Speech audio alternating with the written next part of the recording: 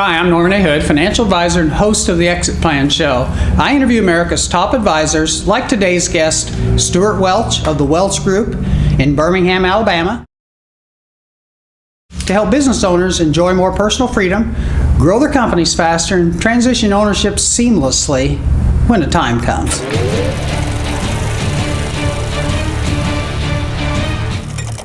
Welcome to the show, Stewart. Oh, thank you, Norman. Yeah, you like our sunny set here? Oh, I do. We get a lot of sun. I need some. Always enjoy that. Right here, we're here at the Innovation Depot in Birmingham, which I'm sure you know quite a bit about. Very well. I'm going to know more about it by the end of the day.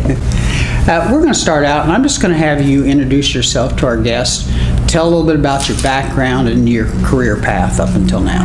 Well, I feel like I've been in this business, the financial advice business, forever, but I own two fee-only financial advisory firms. Mm-hmm. So fee-only means that we don't sell any products. Right. We just give advice. Mm-hmm. And we're managing money and providing personal financial planning. Okay, great. So one of the companies, the Welch Group, works with high net worth families. It's kind of like a family office. Mm-hmm. And the other company, our sister company, is fee-only planning professionals. Okay.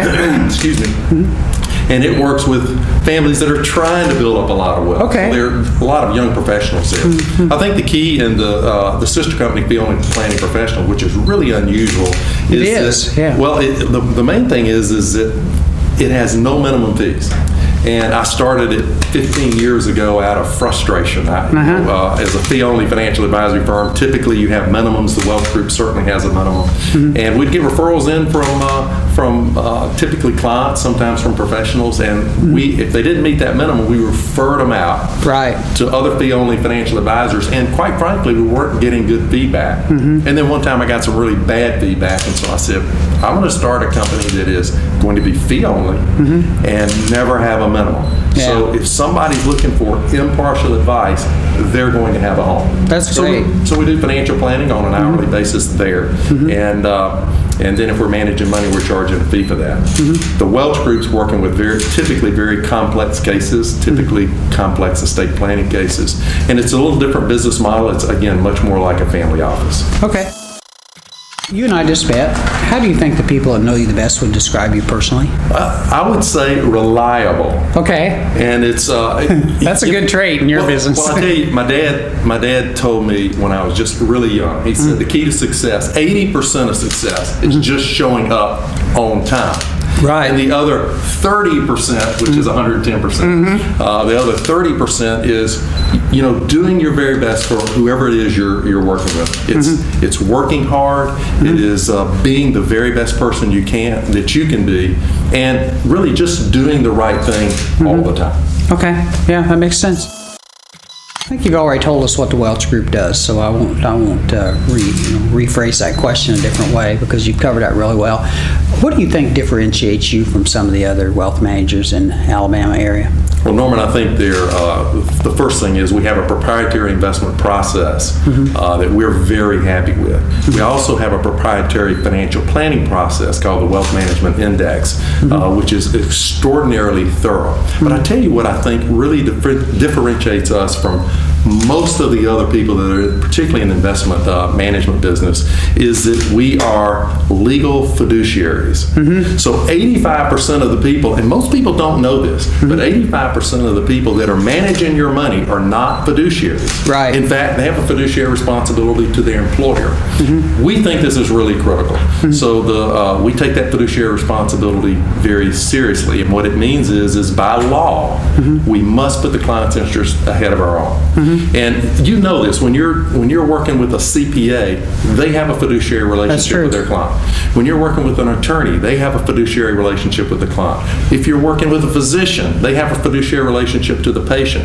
Why in the world would anybody give their money to somebody who's not a fiduciary? True. So we think it makes a lot of difference, and only about 15% of investment advisors are true fiduciaries under the law. Okay.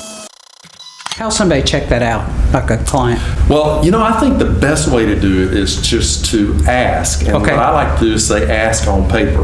Right. So we actually have a form, and if any of your viewers want this form, they can email me, or I'm sure email you, and I'll get them We'll this put it in form. the show notes. Okay, well, it's a blank form, and it just explains in about 5 sentences what a fiduciary is, and then you ask them to sign it. So for every prospective client, the first time we sit down, the first thing we do is hand them a form that says, we're a fiduciary, and it's signed by a partner. I think you have to do more than ask. You have to ask them to sign it. Right. If you go to that 85% of the population, a lot of them brokers, Right. in the brokerage business, they won't sign it Right. because they're not fiduciaries. Okay. And again, we think that that's really important. Everything being equal, it never is. But if everything was exactly equal, would you rather have your money managed by somebody who is a legal fiduciary or somebody who's not? Right. That makes sense. Good point. Is there anything you like to do more than anything else at the Welch Group?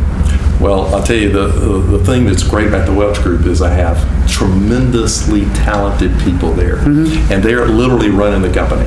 So they let me do exactly what I like to do. Okay. And it's a number of different things, but I like to write.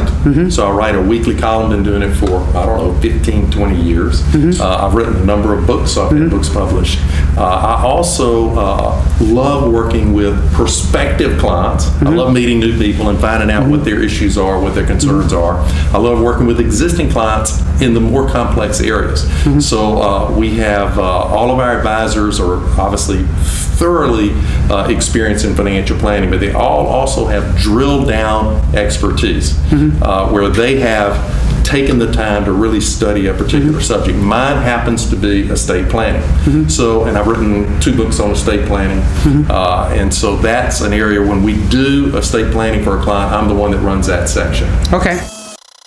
A common question today is to anyone in business is, what's your why? Why are you doing this? Where do you get your energy to do it? In your case, why are you in the wealth management business, and what keeps you coming back every day to keep doing it? Well, I think the thing I love about the business is I love the people. I love the people I work with. I want to see them grow, and they are really an amazing group of people. I love the clients. I love solving problems. Okay. So financial planning is like this huge jigsaw puzzle. Right. And you've got to make sure if you do it well, all the pieces fit nice and neatly. Everybody comes with their own unique set of problems. Right. So it's always interesting. It's always new. And solving problems is a lot of fun. Okay. Last question. Business owners watch our show for one of 3 or 4 reasons. They're looking for a way to enjoy a little more personal freedom, take a little more time off away from the company. They're looking for ways to grow the company. They're looking for ways to transition either to a third party or to a family member, and that could involve estate planning, of course, or a key employee group.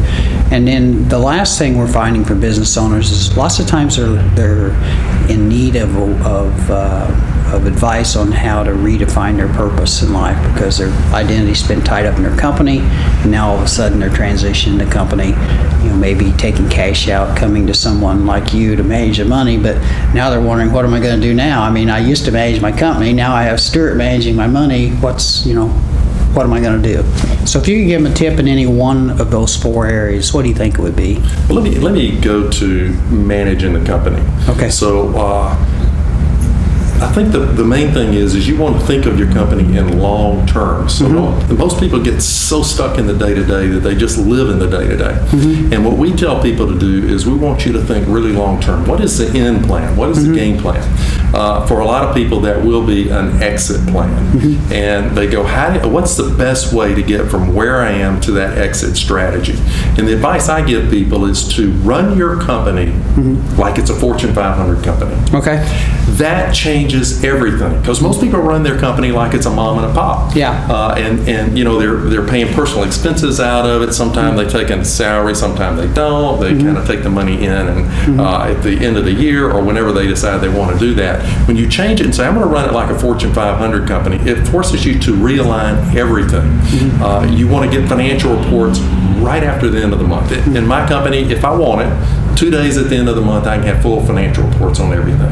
You need to study those financial reports. I got great advice from somebody that said the key to success is 3 things. You want to stay close to your people, stay close to your customers, and stay close to your numbers. So close to your people is, the people that you're working with are what drive the company. It's I drive part of it, but they're the real drivers in the company. You want to stay close to your customer, or in our case, our clients, because they're the glue. They're the reason you're there. They are what pays everybody. They are our purpose. And then you want to stay close to your numbers. And that's, I think most successful business people do maybe one or two of three, but a lot of them don't do three of three. If you do three of three, you are guaranteed to be successful. Okay, great advice. Stewart Welch with the Welch Group. For more information about Stewart, please check out the show notes for this episode on our website.